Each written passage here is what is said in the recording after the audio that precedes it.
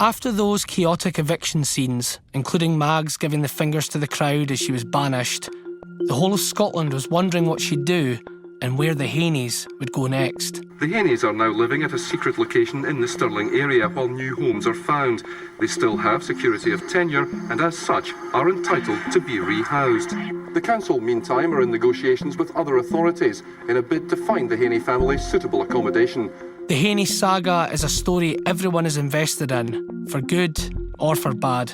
With all the media attention, papers, radio, TV, Stirling Council have had their work cut out, and to protect the family, they keep their whereabouts unknown. 4 days after leaving the estate, the Haneys feature on Reporting Scotland again. Stirling Council says it's had no success in finding a new home for Mags Haney, the self-styled anti-paedophile campaigner. She was driven out of her flat in the Raploch area on Monday. The council says it's had considerable difficulty in getting help to relocate the Haney family from any Scottish authorities and is now in discussion with councils in England. And a couple of days after that, former neighbours of the self-styled anti-paedophile campaigner Big Mags Haney, forced from her home by a jeering crowd, have launched a petition to bring her back to her Stirling flat. Mrs Haney, who has 2 young children in her care, has been on the move for 8 days and is facing another night in bed and breakfast accommodation. In the 2 weeks since they'd been hounded out of the Raploch, the Haneys had appeared on primetime news 3 times.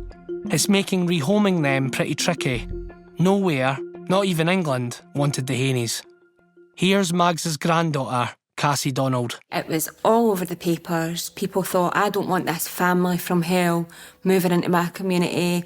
So then there was attempt after attempt after attempt. And I think that was disappointing for them too, because in the grand scheme of things, they weren't bad neighbours. They weren't bad, like my nana, my mum and stuff in particular.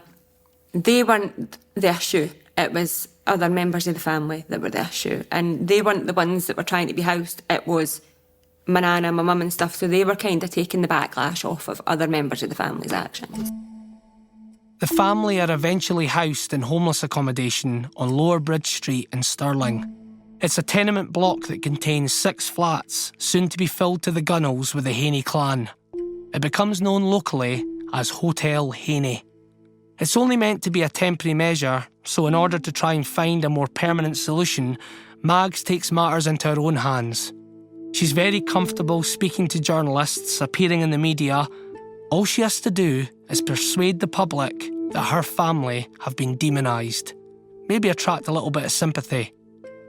This is her sitting down with journalist Dorothy Grace Elder for BBC Radio Scotland in a programme called Who Does She Think She Is? Mags, let's take you back to your beginnings and what shaped you. How did you start off? I started off as a girl who come from a retrieved marriage. I was sent to a convent. I had a convent education. And believe me, the one incentive the nuns gave us was how to hold on to life outside and how to fend for herself, even in the worst situation. And that I owe to the nuns. Were you live-in the convent? Were you full-time? Yes, I was there from child right up until I was 16. How did that happen? My mother and father's marriage, and we were very young. They broke up? Your parents broke up? 3 of us were sent to convents, and my oldest brother was brought up with my grandmother. I think that's the saddest thing that can happen to a child. It was like you were taken away from your circle of friends, you were taken away from your mother and father, and you were placed with strangers. Mags' start in life was known to her family. Here's Cassie again. She had disclosed to family members that she was physically abused during her time in the convent. It was very corporal punishment amongst the young girls that were there. She also alluded to sexual abuse, but it wasn't something that she spoke openly about to her family members. She was quite a strong woman, so it wouldn't have been something that she would have openly spoke about with us. It was something that was it was one of her moral values was she would judge people on the way that they treated children. And right until kind of her last days, she was very particular in the way that she treated children. She was very kind to them and always wanted them to be looked after. And that was one of her really, really good traits. But I always had the longing that I really wanted to be with my own mother and father that I knew could never happen. Did you never see your mum and dad again? Are you crying? No. You are? I'm sorry. I've seen my mother a lot, but I didn't see my dad. I felt we were robbed of our father by his family. My dad's dead, my mother's still alive, and this is killing my mother watching what's happening to me and my grandchildren. Mags is clearly emotional, but gathers herself to answer a fairly direct line of questioning, in which her own brushes with the law are raised.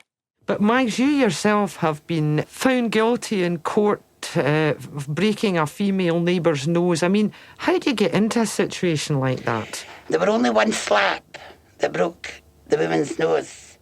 And believe me, I'd have preferred if that hadn't have happened. But it was either that or I was being injured myself. I didn't mean to break her nose. I thought I would only give her a slap. Now, that's over. You have right. re-established a friendship with the woman you punched. But at the same time, you've obviously not re-established any friendship with about 400 people in the Raploch who drove you out recently. I think that's an over-dramatised situation. Over-dramatised is a bit of a stretch. Mags totally downplays the protest here and goes on to claim it's because of some long-standing vendetta against her family. Mags, do you not admit overall that you're not exactly Ma Walton, are you? From the little house on the prairie? No, listen, hold on a minute. Put it like this, a neighbourhood wouldn't be a neighbourhood if people don't have arguments. But any argument I've had with my neighbours, no being the kind that there's to be millions of police or everybody involved, has been a verbal argument that's been next day meeting them, oh, hello, as if nothing had happened. Because that's what happens in the States. And more so, the biggest majority has been over children. Yeah. But they wanted you out. Now, but who wanted me out? A section of them anyway, let's admit. Aye, a section, and that section at this moment in time are still trying to make a deal with the media who has got sick fed up because now it's become a laugh. One side is fighting to get the Haneys in, and the same person who put us out has got another petition going round again saying, keep them out. Mags then talks about a proposal she's made that would simultaneously solve their rehoming issue and keep the peace. Listen, I have told the council at this present, if they build 2 houses out in the middle of the woods, I don't need neighbours. I would prefer to go on with my neighbours. I just want peace to live. I've not had a lot of chance in life because I always feel responsible for my family because I'm their mother. I'm a caring mother, and I know a lot of things that they do are bad and they shouldn't be doing it. But like any other mother, if they've not got my support, who have they got? I don't think that's a criminal offence. After that interview, she was back on national TV to defend her family. Mags spoke with broadcaster John Stapleton on The Time, the Place on ITV. She continued to be heard on national news. The media, they have condemned me by calling me the woman from hell. And being all over the airwaves and constantly splashed across the paper had made Mags a pop culture figure. Author Ian Rankin admitted he based a character on her in his Rebus novel Dead Souls. And then rumours circulated that the BBC used Big Mags as the inspiration for the EastEnders character Mo Slater. This is how the broadcaster described Big Mo. The elder stateswoman of the Slater family, she's had her fair share of battles and she'll fight to the death to defend her loved ones. She's hard as nails and doesn't suffer fools gladly. Sounds familiar, right? I mean, the resemblance is pretty hard to ignore.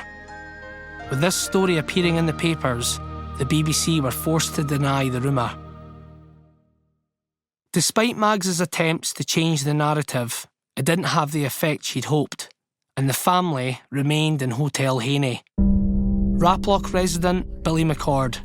There was a lot of fear in other places, folk heard that there's talk about there was other areas that she was getting told that she was moved into, and folk would go and wreck, that houses got wrecked because the local kind of gossip was that she was moving into this house in some other area.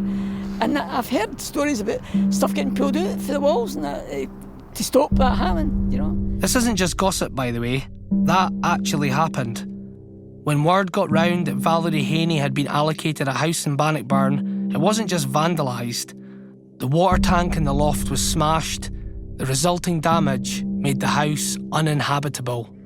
First thing this morning, and Stirling Council's Bannockburn office is swamped by angry local residents with a common complaint.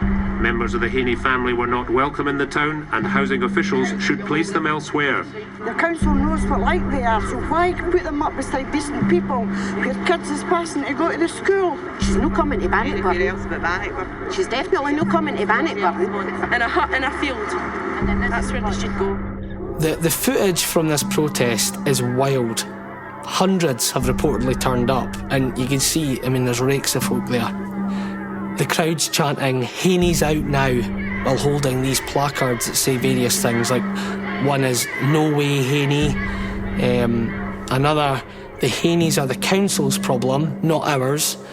And here's another one that references something that Mags said in an interview, where she went, "My kids have cleaned up their acts." And this is followed by, on the placard, "Who are you kidding?" There was a virtual invasion of Stirling's headquarters, after which it became clear that the politicians had bought time to take some heat out of the row. We can give you an assurance that we will be reviewing the situation with regard to the allocation of these houses. We can also say that we've arranged for a public meeting tonight in Bannockburn High School at 8 o'clock. When the clock struck 8, more than 1,000 people turned up to that meeting. So the council had to set up another to meet the demand. This modern-day Battle of Bannockburn is very much the tables being turned on Mags Haney. It's just 18 months since she played a prominent role when a paedophile was hounded out of the Raploch council scheme. In the next few days, Stirling's politicians will have to decide what weight to give to similar feelings held by Bannockburn people, which for the moment are stopping her family from moving in there. The Haneys seemed stuck in that hostel on Stirling's Lower Bridge Street. The temporary accommodation started to feel like home, and after a while, almost by accident, that's exactly what it becomes. It's a stone's throw from the Raploch, but closer to the more populated city centre. Some would say it's even a step up from where they were before. It's a nice sandstone block and big enough to house the key Haney players.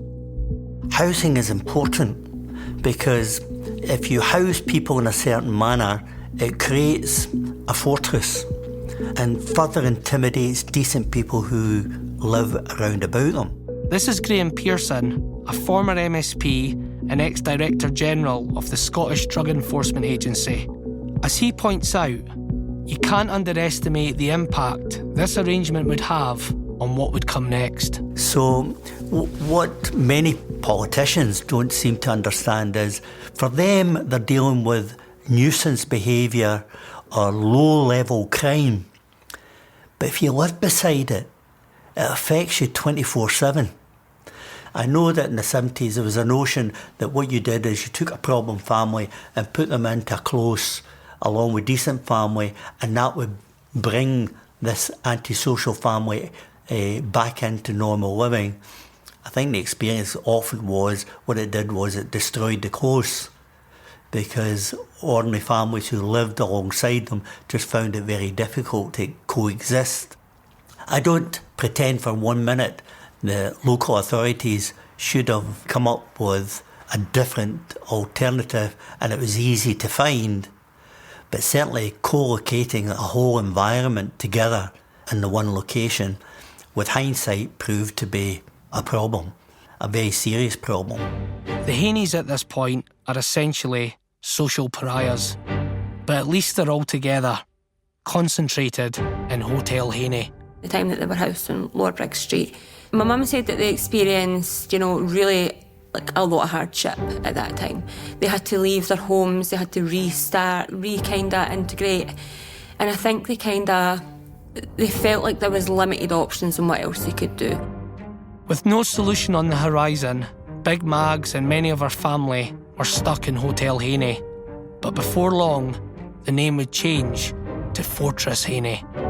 And for good reason. And one of the people who was most vociferous was Mags Haney. She sounded very concerned about the community. And then somebody sidled up and said, by the way, don't pay too much attention to her. She's the biggest drug dealer on the Raploch. That's next time on the Ballad of Big Mags.